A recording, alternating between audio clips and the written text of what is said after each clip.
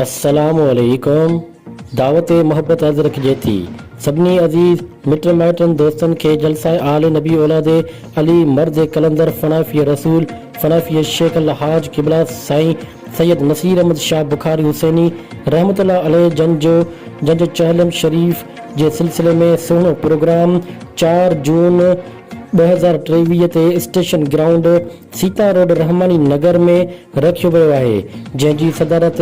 असांजा महबूब मुर्शिद करीम बाबा सानी वल मरूफ सैयद अताउल्लाह शाह बुखारी हुसैनी दरबार आलिया हुसैनाबाद कंबर शरीफ वारा करण फरमाईंदा, जंहिंमें गुलज़ार मदीना हुसैनिया तालिब हाफ़िज़ क़ुरान दरस निज़ामी मुकमल करण ते दस्तार फज़ीलत थी रही आहे, जंहिंमें तमाम मोहब्बत वारनि खे दिल जी गहराइनि सां दावत अर्ज़ रखिजे थी। उम्मीद त हिन बाबरकत महफ़िल में शरीक थी सवाबदारीन हासिल कंदा।